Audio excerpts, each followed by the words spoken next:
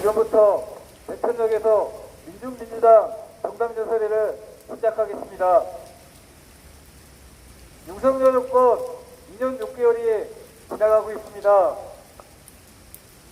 살만하십니까? 행복하십니까? 저는 그렇지 않은 것 같습니다.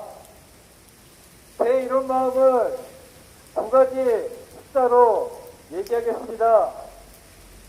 첫 번째, 24입니다. 2년 6개월 동안 24번의 법안이 대통령에 의해서 거부권이 행사됐습니다. 11년 8개월 집권하면서 부정선거를 통해 장기 집권에 오욕을 부리던 이승만 정권이 45번의 거부권을 행사했습니다. 이것과 비교할만할 것 같습니다.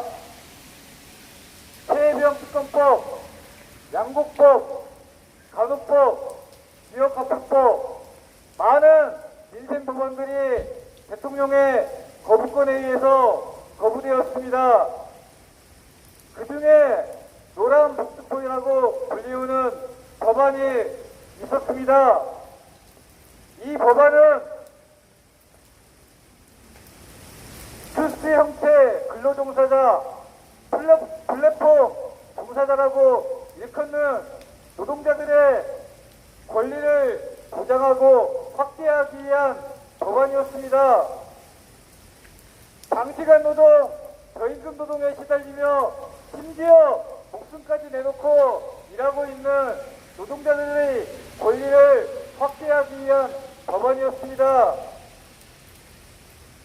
윤석열 정권은 이러한 법안을 걷어찼습니다. 과연 이러한 윤석열 정권이 누구를 위한 조건인지 다시 한번 고민해봅니다. 두 번째는 30입니다. 현재까지 추정된 세수 개선이 30조 원입니다. 30조 원의 세수 개선은 현실로 나타나고 있습니다. 지방자치단체의 모든 사업들이 취소되고 있습니다. 그런 사업들의 대부분은 노인,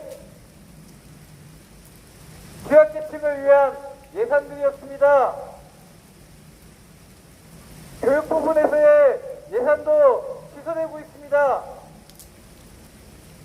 학교에 방과 후 학습들이 사라지고 있습니다.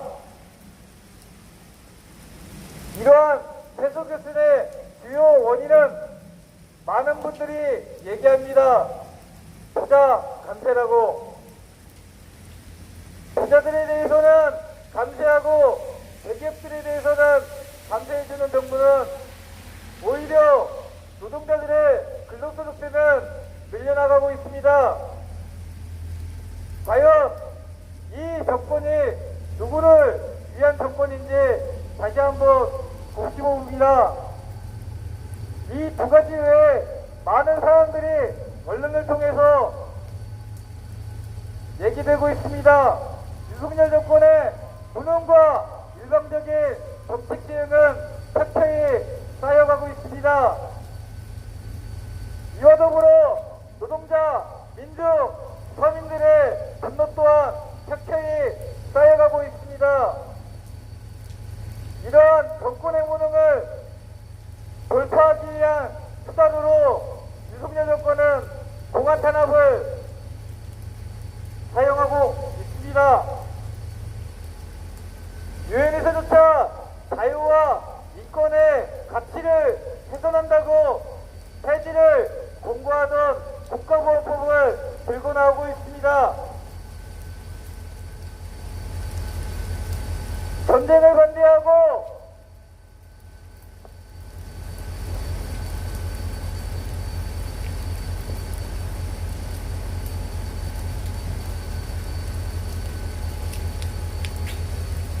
죄송합니다.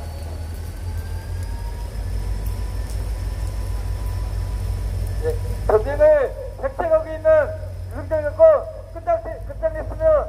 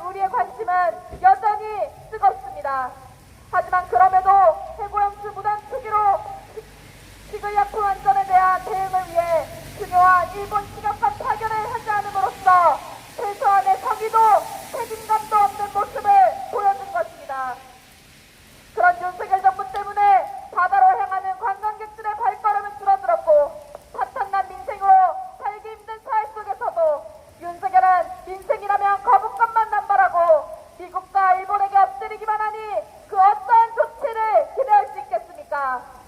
하는 것도 없는 윤석열이 해고항수 무단 투기에 일본 입장을 대변하고 속편히 일본 정부처럼 수산물 먹방이나 하고 있으니 무슨 기대를 할 수 있겠습니까?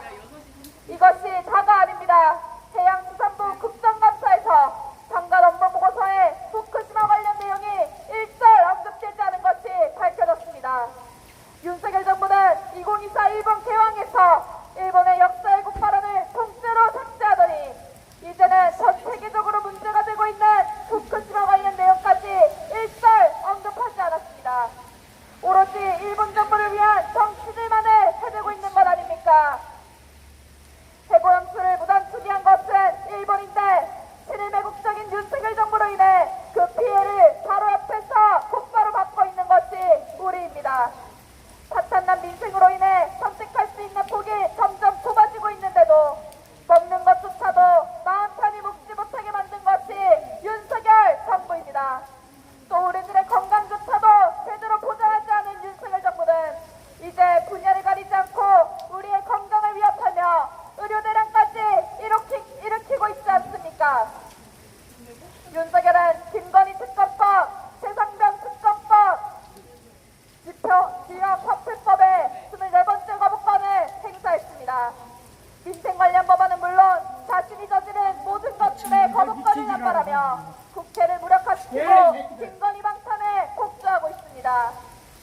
민생은 등지다 못해 거부권 남용만 할 줄 아는 윤석열이 일본 정부나 대변해가며 일본 정부의 뒷건물이나 쫓아다니고 있습니다. 그런 윤석열을 하루빨리 끌어내려야 하지 않겠습니까? 시간이 흐르면 흐를수록 윤석열을 향한 반윤 민심이 커지고 있습니다. 그러니 윤석열의 파멸은 필연이 아닐 수가 없습니다. 우리 모두 그 승리를 앞당깁시다. 윤석열을 끝장내 그 승리를 하루빨리 앞당깁시다. 민중민주당은 그 길에 앞장서 끝까지 투쟁할 것입니다. 함께합시다. 투쟁!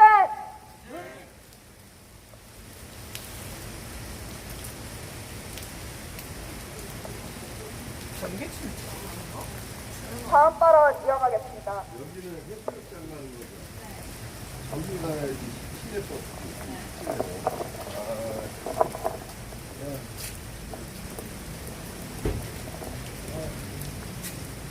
윤석열 무리의 부정부패 범죄들이 연이어 폭로되고 있습니다.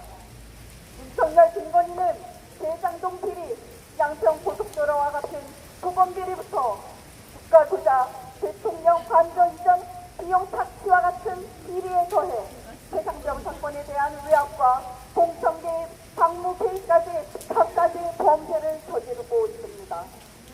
뿐만 아니라 윤석열은 김건희 최상병 사건의 거부권을 남발하면서 검찰 권력을 사유화하고 국회를 무력화시키며 김건희 방탄에 날뛰고 있습니다. 특히 김건희의 공천 개입 중심에 정치 브로커 명태균이 있으며 윤석열 위에 김건희 위에 성공 명태균까지 도대체 이 나라 대통령은 누구냐며 민중들의 분노가 폭발하고 있습니다. 윤석열은 민생도 최악이지만 국회 무능도 최악의 정권입니다. 박근혜 정권에서 최순실이 무슨 일을 했는지 그 결과 박근혜 최순실이 어떻게 됐는지 우리 민중들은 기억하고 있습니다. 역대 최저 지지율로 반윤석열 민심이 격화되자 윤석열은 파쇼 권력을 유지하기 위해 진보 개혁 세력과 투쟁하는 민중들을 모두 반국가 세력으로 몰약하면서 파쇼 탄압을 본격화하는 동시에 전쟁 개혁까지 준비하고 있습니다.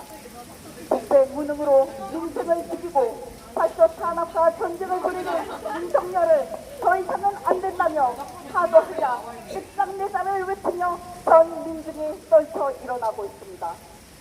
반드시 우리 민중의 힘으로 윤석열을 사도하여 반복되는 정치, 반복되는 정권, 반복되는 역사가 아니라 민중의 사회의 뒷림, 민중의 새 시대를 열어나갑시다. 그 길에 민중민주당이 가장 앞장에서 나오겠습니다. 이상으로 민주민주당 정당연설회를 모두 마치겠습니다.